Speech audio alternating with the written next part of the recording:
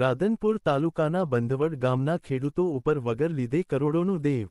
પાટણ જિલ્લાના રાધનપુર તાલુકાના બંધવડ ગામ ખાતે 180મી વધારે ખેડૂતો ઉપર સેવા સહકારી મંડળીની અંદર ધિરાણ ઉપડી જતા ખેડૂતોને મળી નોટિસ. ખેડૂતોએ ધિરાણના લીધેલું હતું તેને લઈને ખેડૂતો ઉપર કરોડોનું દેવું ઉપર આવતા ખેડૂતો પરેશાન. કંધોળ સહકારી મંડળીના મંત્રી રાયમલ વાલાભાઈ રબારી દ્વારા થયું હોય કૌભાંડ એવો ખેડૂતોનો આક્ષેપ. ખેડૂતો દ્વારા બંધવડ ગામ ખાતે અને આવેલ હનુમાનજી મંદિર ખાતે એક મીટિંગ યોજાઈ જેમાં સેવા સહકારી મંડળીની અંદર ખેડૂતો ઉપર ધિરાણ ઉપડી ગયેલું હોય તેને લઈને ખેડૂતોને ચિંતાનો માહોલ. ખેડૂતોએ ઉપર 4 કરોડથી વધારે ખેડૂતો ઉપર ધિરાણ ઉપડી જવાનો ખેડૂતોનો આક્ષેપ. ખેડૂત દ્વારા બંધવડ ગામ ખાતે મીટિંગ કરી તમામ ખેડૂતો રાધનપુર ખાતે આવેલ બનાસ બેંક ખાતે પહોંચ્યા હતા અને બનાસ બેંક ખાતે પોતાની રજૂઆત કરી હતી. ખેડૂતો ઉપર મંડળીમાંથી કરોડો રૂપિયાનું ધિરાણ ઉપડી જતા ખેડૂતો મુકાયા મુશ્કેલીમાં. ખેડૂતોને નોટિસ મળતા ખેડૂતોએ આવું કોઈપણ પ્રકારનું ધિરાણ લીધેલું ન હોય ખેડૂતોના નામે કોણ ચાવી ગયું.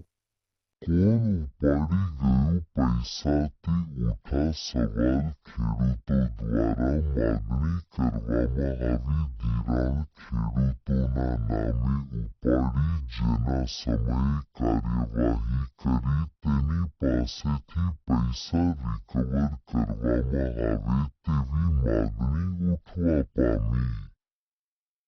ચેલાભાઈ ગામ બંધવડ, મારા ગામમાં સેવા સહકારી મંડળી ચાલે છે અને સેવા સહકારી મંડળીમાંથી ખેડૂતોના નામે ખોટા પૈસાનું ધિરાણ થયેલું છે. એક ખેડૂતને 3.5 લાખે અંદાજે ધિરાણ થયેલું છે. અમુક ખેડૂતો તો બેંક ભાળેલી નથી અને પૈસા ઉચાપત થયેલી છે.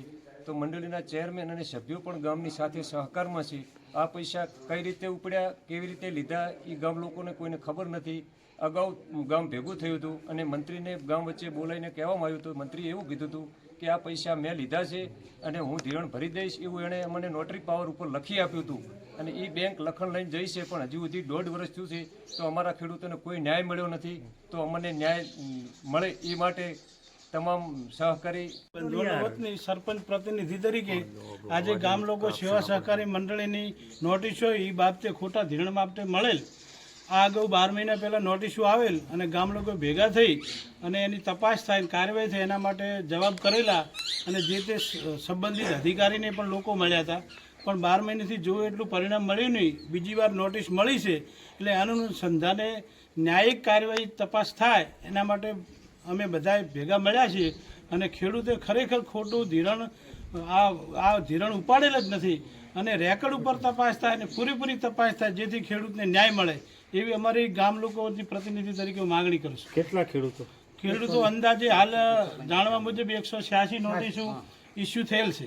અંદાજિત કેટલા રૂપિયા આવશે? અંદાજિત 4.5 કરોડની સમથિંગ નજીકમાં છે. તો શું માગણી એવી છે કે જે ખેડૂતે નથી પૈસા લીધા અને કાગળો સિવાય કે કઈ ગોધરી માવજીભાઈ વાલાભાઈ, ગામ બંધવડ, તાલુકો રાધનપુર, જિલ્લો બનાસકાંઠા, જિલ્લો પાટણ ના વતની હું સેવા સહકારી મંડળીનો ચેરમેન છું. ખેડૂતોની લડાઈ 180 ખેડૂતોની ખોટા પૈસા ઉચાપત થઈ છે. એ બાબત અમે ભાઈ ન્યાય માગવા વિનંતી છે અમારી.